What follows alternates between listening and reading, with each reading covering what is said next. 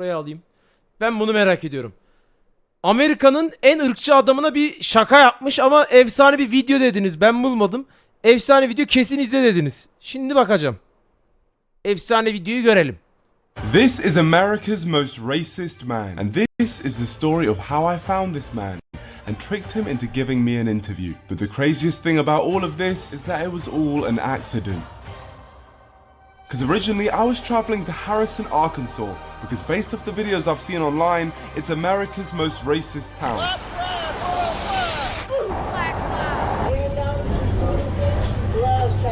And as I have a lot of history trolling racists... They're our streets. They're taking our houses, they're taking the lot. And they took your teeth as well? Yeah, they did. I thought I was definitely qualified to go down there to see this town for myself and find out if it really is racist.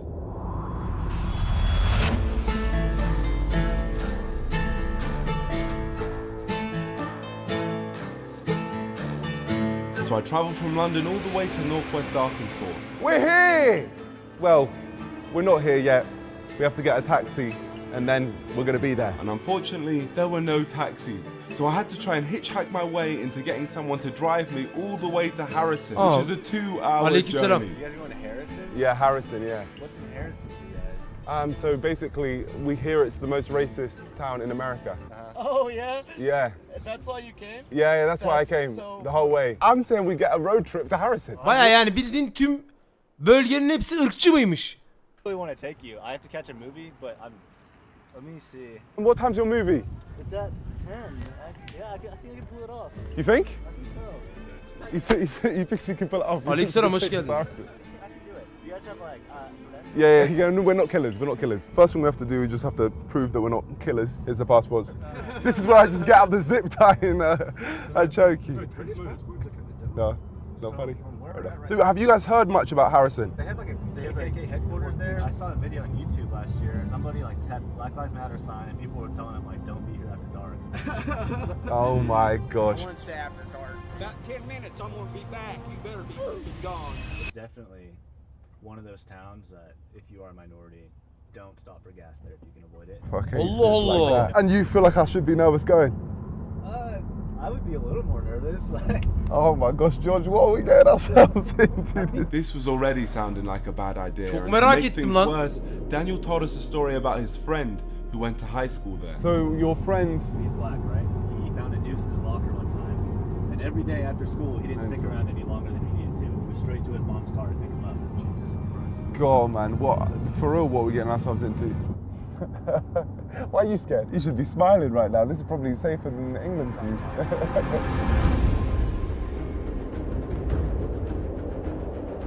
Alright, I think we're pretty much here. This is, I believe, Şu an geldiler. Harrison. We're a couple minutes away from our hotel.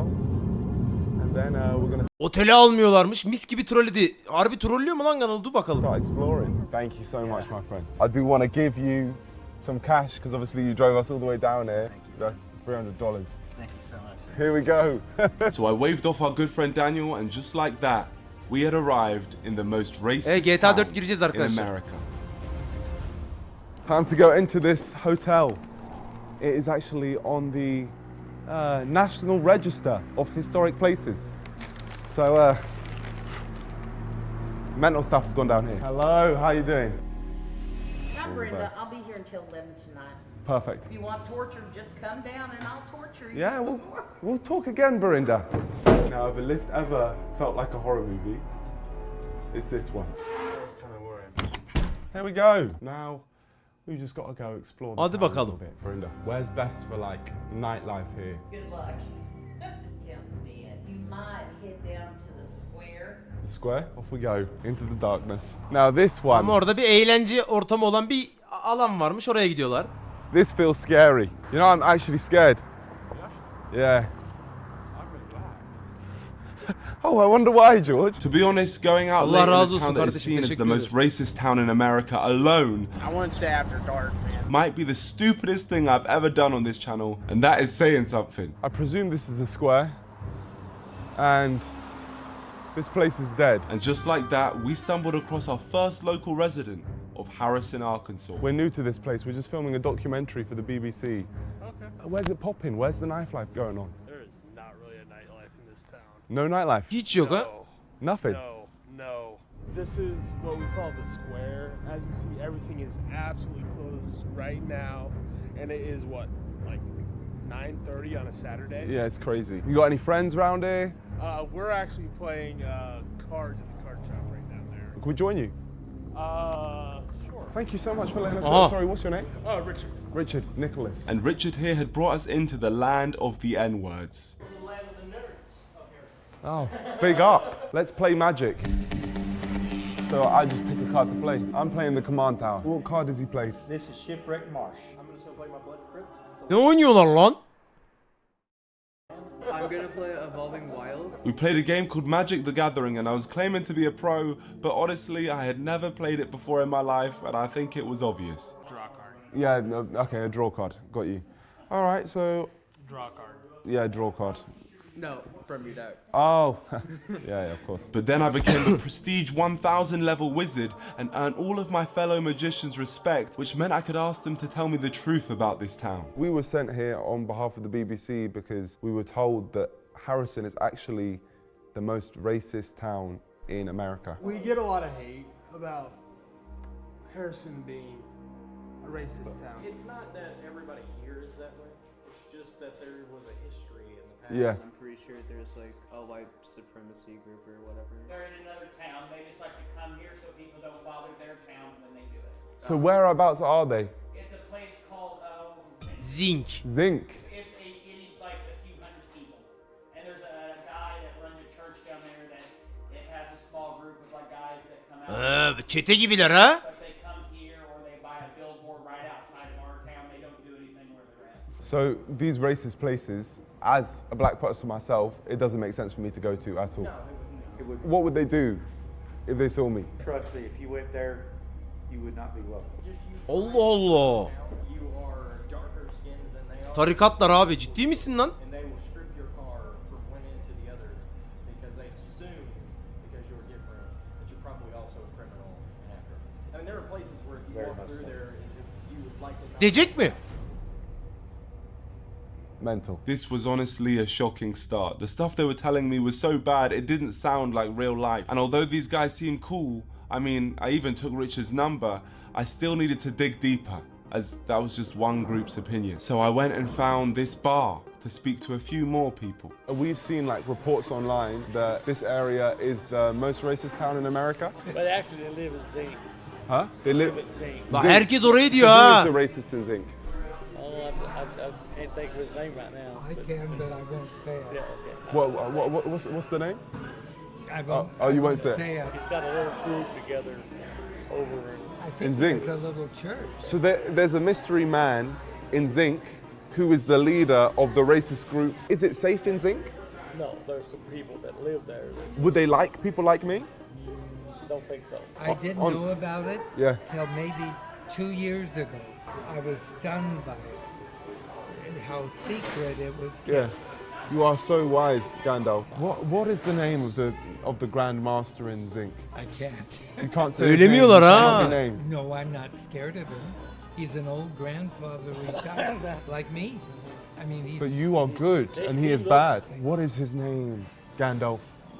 I can't tell you. Clearly some dark magic must happen when you say this man's name, but from our first night we'd found out some very interesting information, which were helping me build an opinion on Harrison, Arkansas. Gidecek değil mi oraya direkt? Is everyone who I've spoken to seems proper nice Evet. and welcoming. They're Evet. telling me that the people in this town aren't racist, but it's just one area that just so happens Bir to ekip be var very orada racist. diyor yani. And it just so happens to be a mystery leader who is like the most racist man in the world, it seems. So like, I feel like we should dig into that a little bit, but we're also being warned away. I don't know if we're going to end up risking our lives for YouTube.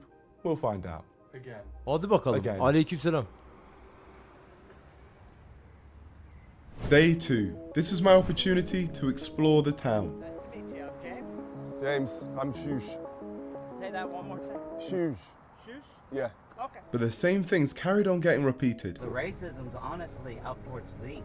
That's Zinc what I diyor bak, keep hepsi hearing, Zinc is diyor. Zinc. Because that's where the retired Grand Wizard of the KKK is. Interesting. The Grand But Wizard. honestly, a lot of people don't care for him in Harrison, you know, we're not racist. You know, most people. Çok merak ettim lan adamı. Almost any store, and most of them aren't racist in the least bit. So it's actually sad that you guys have now been given this reputation because of the Grand Wizard. Yeah, just because he lives near us. Yalnız videosunu çok güzel yapmış, kurgusunu Oh falan. my gosh, it's there. Look at it. It's not racist to love people. WhitePrideRadio.com. Gold. And you know what's interesting? The fact they changed it. They changed this sign to make it more friendly. They've modernized it. Now the billboard said Harrison strong, but not a single person I'd spoken to seemed to endorse it. But that definitely doesn't mean that racism isn't here. It just means I haven't seen it yet. Could do with some representation. So I went into the town centre with the hope that racism would reveal itself. I went to get some food, I met a delightful friend group, and to be honest, the craziest thing I'd seen wasn't even racist. It was just something that shocked my English mind. To make it look like I'm talking to the camera, I just can't believe it right now because right behind us there's a kid with a gun. Bebeğe bak la, çakmadır la, gerçek değildir. How the hell does a kid get a gun? America's different, man. But don't worry, not all kids were shooting guns. Some were shooting hoops. Basketball going on. Who's the best basketball player here? Me, this guy. That's you? Yep. What's your name? Landon. They call me Ringside. What I want to do is I want to take you on, and then if you beat me, I've got $20. Oh yeah, let me hop in then. Let me hop in too. If you miss, you're done for. Oh, iyi that atıyorlar is lan. good. I think you're going to fumble the bag. Oh! That was disrespectful. Guys, I'm a basketball player. I'm a basketball player. Woo! Girdi girdi. Oh! You think I didn't have that in my locker? Oh, I play basketball. Another one. Oh, you got one? What you got? What you got? Oh, he's gitti. oh, sorry, man, sorry. Just I win. Come on. Yeah, but I won't miss. Oh, God, that's dangerous. Listen, you won. Congratulations, the cannon. I appreciate it. I know you're good. I know you're good at this game. Bro, it's Chunks from Simon. Chunks? I'm Chunks, yeah. I'm Chunks. If I'm being honest, everyone had accepted me in this town. Even Richard from the Magic game came back to meet up with me. From the videos Ha, we've seen geri gelmiş online, yanına, it aleykümselam. looks like the whole town is racist. They make it look like the whole town is racist. From what I've seen, I haven't seen anything. I've seen people like you. The reason we get this racist reputation from around the world is because we have a KKK leader that actually lives like 15 miles. Ben nereden biliyorum lan, bu Ku Klux Klan neydi lan?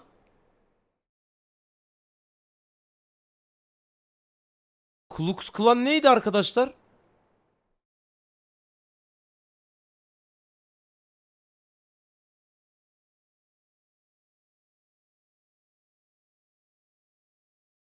Tamam tamam tamam, ırkçı bir tarikat, evet.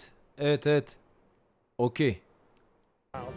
So why am I focusing on Harrison when one of the main reasons this town is seen as the most racist town in America is because of the leader of the KKK? I think I've realized that this man has given all the people from this town a bad name. He put up the billboard and he's the one who holds the racist marches. So far my experience of this town has been positive. There's been people like Richard who... Bu bembeyaz giyiyor, şeyde de RDR'de de vardı. O ekip değil mi? Hatırladım şimdi ya. RDR'de biz yakmıştık hatta. Onlar değil mi? Okey, tamam. actively wanted to help me. He literally agreed to take me wherever I wanted for free, but it was even crazier when I spoke to him and found out the daily struggles he goes through every day. I've had multiple leg surgeries. I need to have a foot surgery, but Really? yeah, I've been putting that on the back burner for quite a while. They wanted $3,200 up front. Really? Yeah. And every day you're feeling that? Oh, yes, but it's just part of life for me. This man is literally going through constant pain, yet he still wants to help me. And by no means am I saying that nobody in this town is racist. I just don't think it's fair to say that this is the most racist town when the main reason they have this reputation is because of a man who doesn't. O adam merak So I ettim, think it's nasıl time bir for tip me ya? to take my focus off Harrison and declare war on the KKK and whoever their mystery leader is. What better place to start than Walmart, the place featured in that viral video. So I suited up and spoke to the people.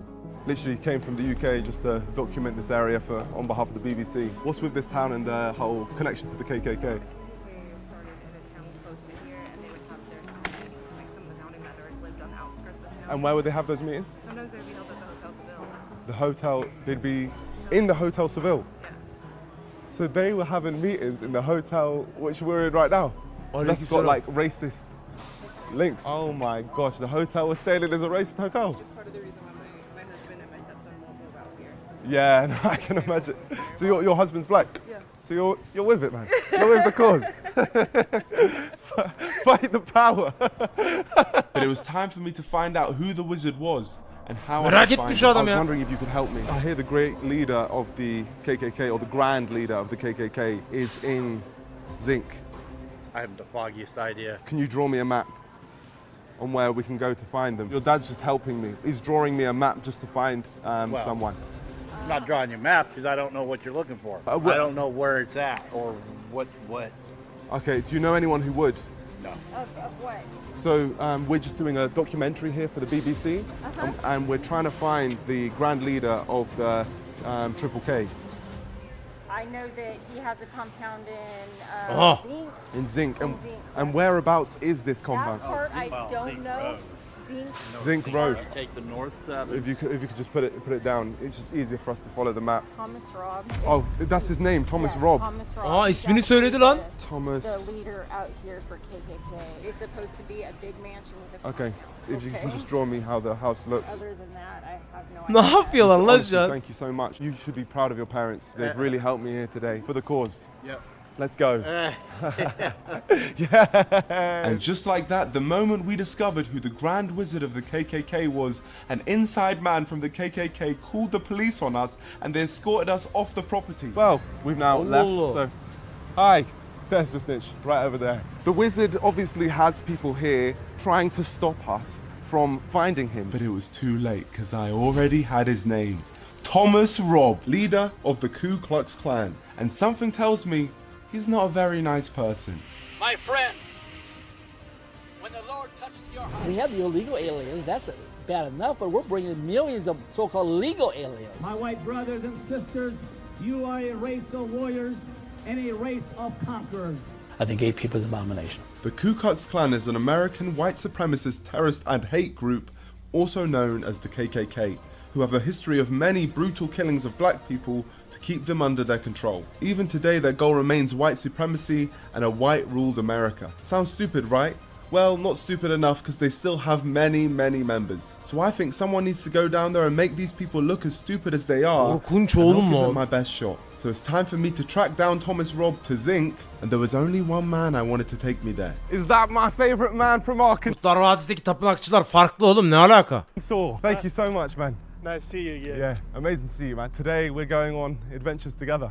Absolutely. What we do have here, which potentially, hopefully you can take us to, is a map to Zinc. I was wondering if you could take us there. I'll do my best. Thank you. Aa, götürüyorlar. The map gave us the key. which Evrim is Ağacı now yardımcı oluyor. activated the route to our destination. So I made myself look presentable, and I headed to the place where everyone said the racists reside. Feeling nervous? If you're confident, I'm confident, man. No, I'm not. I'm not. I've heard a lot of things about Zinc, and absolutely none of it was positive. Now this looks like a place called Zinc. Unfortunately, the map only seemed to take us to the town of Zinc. We couldn't see this mansion that had been so beautifully drawn out. But the town population is literally 100. Aa, 100 so I kişiler. was confident we could track him down. But it didn't take long for us to get attacked. Oh, great. Lan Great. ben de harbiden saldırdılar sandım. Ben de çok merak ettim videoyu ya. What's going on? Listen, dogs. Yo, what the hell's going on? Listen, calm down. Barks you and racist racist dog. diyor.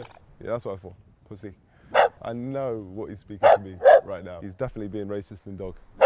Chill, dog. Leave me alone. George is right there. George is so close to him and he's going for me. But luckily, we ended up finding this guy who gave us directions. Hi, my friend. We're just here to interview Thomas Robb. Is the next dirt road to your right? And this took us deep into Zinc.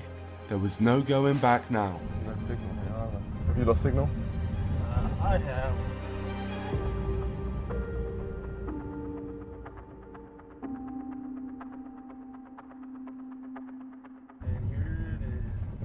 Ne dedi orada?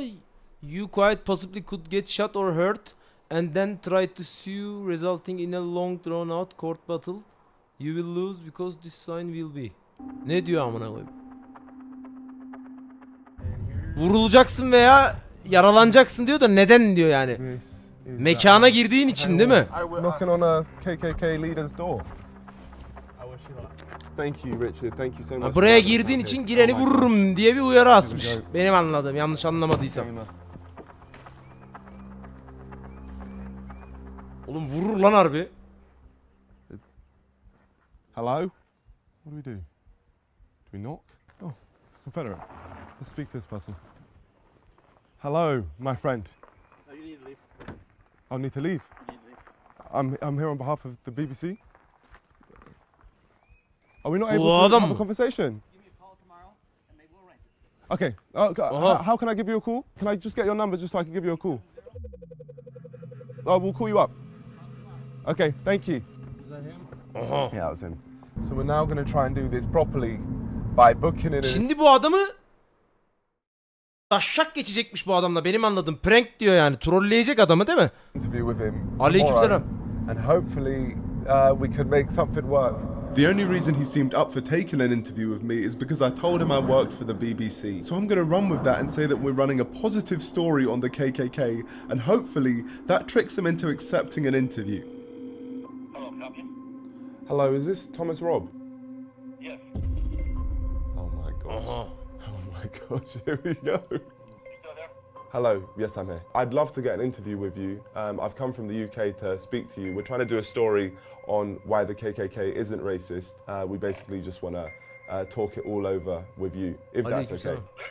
How about coming out here, not to my home, Yep. but to the church right next door? You probably Aa, toplanıyorlar dedikleri kilise. Thank you so much. Bye. You're welcome. I can't believe it. You know we did the impossible. Oh my gosh. You know what happens when you just say, I'm from the UK, I'm from the BBC? He just thinks this is some important thing. Didn't even think to do any research. Yeah. Oh my gosh. Yeah, just BBC. And I am a BBC. The fact this man has accepted an interview with the BBC with no background check or any need for identification shows his stupid intelligence level. So I'm definitely going to be taking advantage of that. My bad, mate. All good, homie? For years, Thomas Robb has had interviews and has been able to put the KKK's racist views out into the world. And I think it's time for someone to troll this Çocukla man arkadaş and make oldular him bu look arada. like the idiot he is. I can't believe I'm saying this, but we're about to meet up with the leader of the KKK. In the past, when I've spoken to racist people, I always try to avoid confronting them because the moment you confront them, you get no information. We're trying to show what he actually believes. I genuinely want to find out, and then we start the trolling. But God, there is no organization more racist than the KKK. So I'm genuinely scared to hear what he's going to say. Oh, this is crazy. So this is it.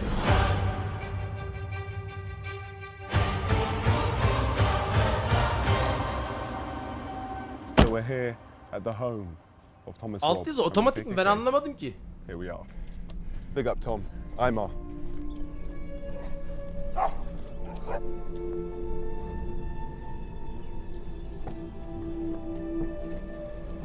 Arapça Türkçe ne la? Thank you. Hello. Nice to meet you. You too. Yeah, wherever you think is best. I'm about to interview the leader of the KKK. Şey olabilir mi? Arapçadan Türkçe'ye çevirmiş biri muhtemelen. Öyle bir şey olabilir mi? Öyle geldi yani bana. And run with the name Imar Nonce. This could go very wrong. Very, very wrong. What's your name? Imar. How much? What's that? Imar Nonce. And what other pieces you've done? Have you heard of the English Defence League in the UK? Oh, I haven't. Have you heard of English Defence League? Yeah. Okay. So you know about the English Defence League? Okay. Yeah, so basically the English Defence League, they just basically want to keep England for English. That sounds reasonable. So you did an interview with them? Yes, I've done interviews with them in the past. Welcome to the BBC. We're here with Thomas Robb. My name is Thomas Robb. I'm the National Director of the Knights of the Ku Klux Klan. I'm here with Imar Norse and... Nonce. Nos. Nonce. Nonce. So Imar Nonce. Nance. Nos. So N-O-N-S. Nos. Can you say Nance? Nos.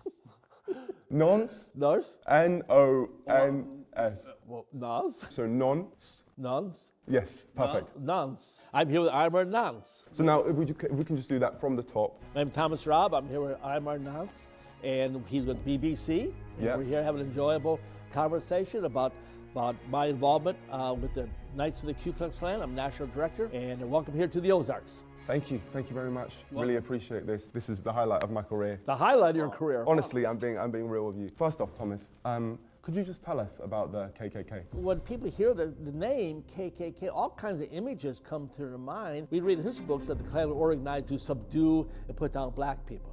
The purpose we don't view ourselves as being anti-black. We want to preserve our heritage, we want to preserve our culture, we want to preserve our identity. You want to stay white. There's nothing racist about that. Absolutely. It really annoys me when people say that the KKK is racist, because there's nothing pointing towards the KKK being racist at all. How did you start your journey with the Ku Klux Klan? Did you get like assigned? Haberleri gördünüz değil mi? Off on like quests or anything? I was always involved in. I don't care what he's involved in, if I'm honest. I just wanted to move on to the more important questions. Have you seen any of like the other clans out there? I've seen clans like FaZe Clan, Optic Clan. I just think they're idiots. No one would be a higher prestige level than you. Years ago, I used to go and speak for some other clan. But after a while, I thought these guys are idiots. Yeah, I didn't want to be connected with these people, so I finally stopped speaking to other groups. And so I feel that if I would have joined and pursued a career, I could have been very successful in those careers also. Yeah, they mean well, but they just don't have what it takes to take their clan to the levels of the Ku Klux. Would there be someone from FaZe Clan here? I don't know. We don't ask.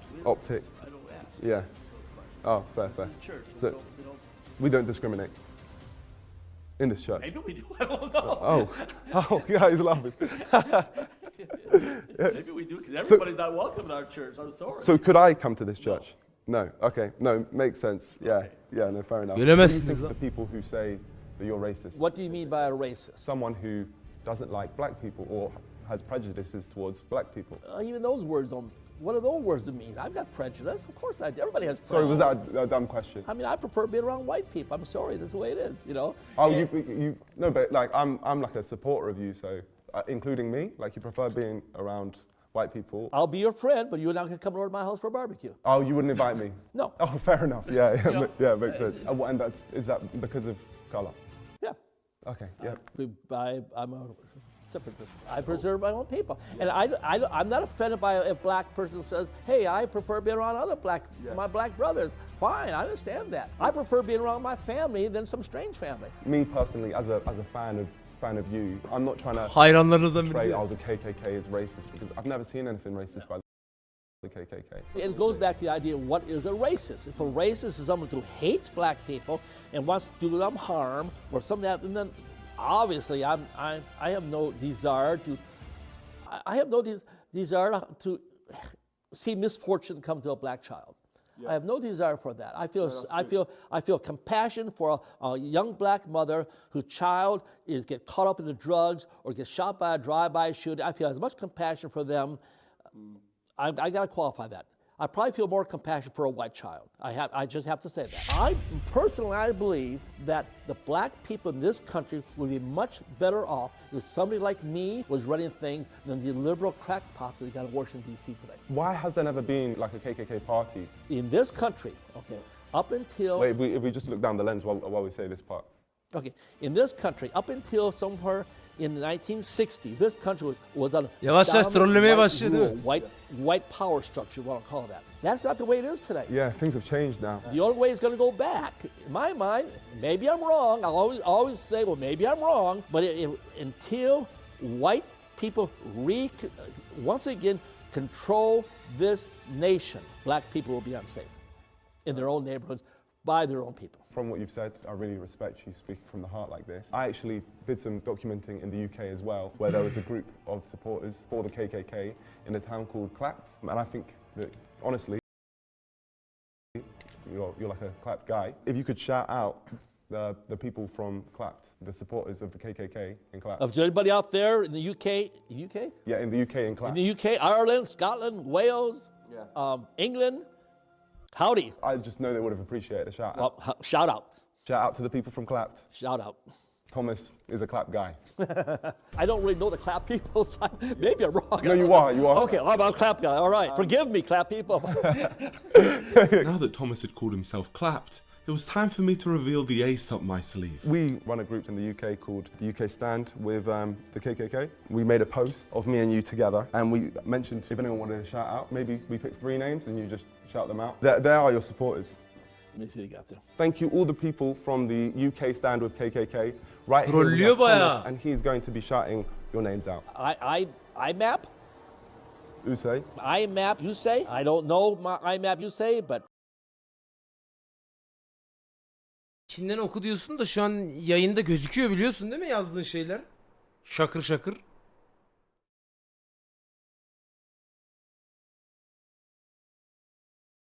Maalesef böyle bir şey yapmam bu arada yani. I map, you say says can't wait, I guess, for the interview. So, well, there it is. As you can see, it's great. And then we got a BLM. BLM. BLM. Yeah. See, he's the best, I guess. Shout out BLM. Shout out to you, and then Ha, Black Lives Matter. O öyle yapmış orayı. Shout out to who? to BLM. Yeah. Yeah, and it says you love him. I don't know. Hope that guy's not gay. So let's wait. Then Sue Kabatic. Sue. Sue Nasıl trollüyor? Yeah, Sue Kamitic.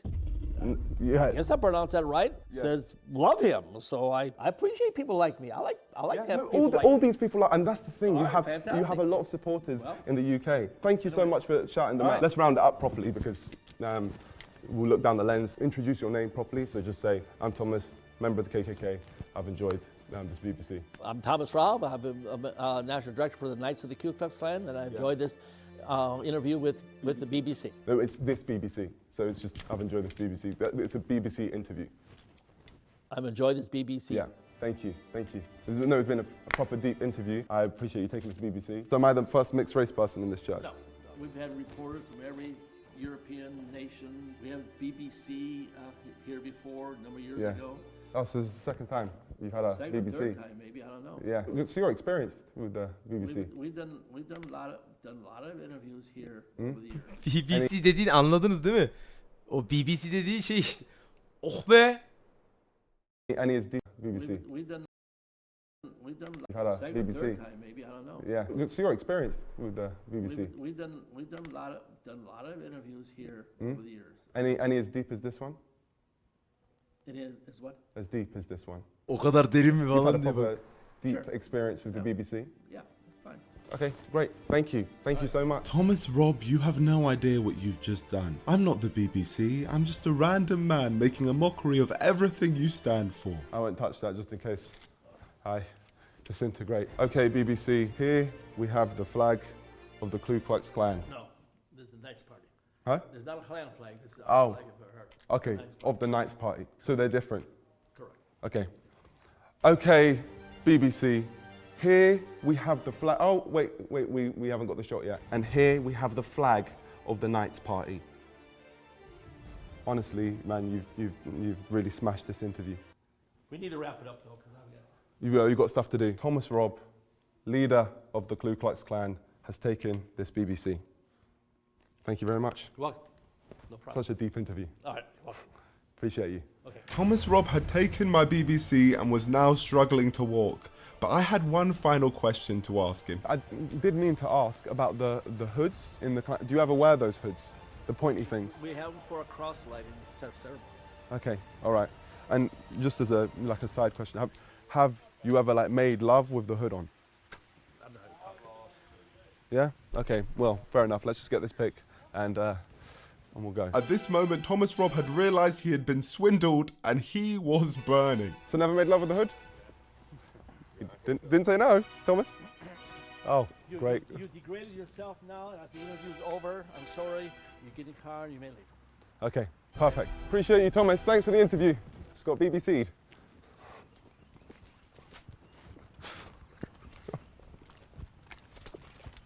We tricked this man into thinking we were the BBC, and now this man will never take an interview ever again. He will have trust issues for the rest of his life. Wish the fellows in Clap a good time. Yeah, no, well, you're all a bunch of clap guys here. Come down to Clapton in the UK, because anyone from the KKK is clapped.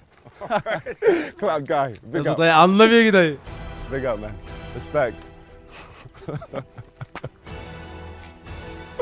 Oh, God. What we have done today is we got the leader of the KKK, arguably the most racist man in the world, to shout out BLM. You know how funny that is? And he has no idea. Absolutely no clue. He said that I disgraced myself by asking him if he makes love with his hood on. Like he hasn't disgraced himself with his words. But listen, my friends, we do this, number one, because it's right, but also because we wanted to get to the bottom of the story. Harrison, Arkansas is not a racist town. However, it is home to the most racist person. But the heart of Arkansas has incredible people like Richard, and that's what we're going to take away. I'm not going to say there's no racism in Harrison, because of course there is. People have obviously experienced racism there, and it definitely exists. But to label the entire town as racist is just Adamla not da true, şak and it's geçmişler not işte fair yani. on many of the great people who live in Harrison, including the ones that I met. Davalık bir Richard, şey olmaz the man who bence ya. literally helped me prank the KKK, one of the world's most feared organizations, and he did this after knowing me for 48 hours. That's ridiculous. And there was one final thing I needed to talk to him about. All right, Richard, I have a confession to make. I don't actually work for the BBC. I kind of figured that a few days ago. At what point did you realise? Your education. You said you only went to uni for one day. So at that point you realised. I just didn't have the guts to then tell you I didn't work for the BBC. But honestly, you have made this whole journey. Couldn't have done any of this without you. And I feel like you are the best representation of Harrison, Arkansas. I was really sorry to hear about what you were telling me about the other day with your Ameliyat foot mı and, ettirecek? and the surgery and all of that. I wanted, just because you're a great guy, to help you out. So what I've done, I've got $1,000. And then I want to send you a further $4,000 later on as well. Thank you. Just because you're a great guy, Richard. Honestly, you are an amazing guy. Thank you. So hopefully you can get your foot surgery. You're a living legend, my friend. Thank you. Bir macera reis ya. From the bottom of my heart, thank you. This is one of the nicest things that anyone's done for me in a long time. And it's been a wild weekend. It's been a while. Listen, man, any way I can help you, I'm glad. Look, give me a hug, man. Give me a hug. Thank you, man. Honestly, it wouldn't have been the same without you. But, yeah, I really appreciate you, man. And honestly, just your outlook on life, everything, it's just really, really admirable. Well, my friends, we came Parayı to this random ezecekmiş değil state mi? in Ameliyat America olmuyor. and met some great people. But I can safely say I will never be returning here again, as the KKK now have a direct reason to target me. So my friends of the NDL, we have defeated another enemy. Please like and subscribe to join us. Farklı bir video yapmışlar ya. Oğlum niye takılıyor böyle ya? Böyle bir sıkıntı var ha bu ara Twitch'in bu şeylerinde. Baksana bu bile yeni geldi. Bence geçelim ya. Daha video izlemeyeceğim. Oyuna girmek istiyorum. GTA nerede?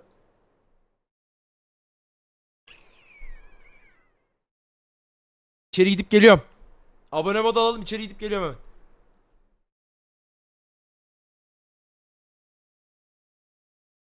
Dur bir oyunun açıldığını göreyim de.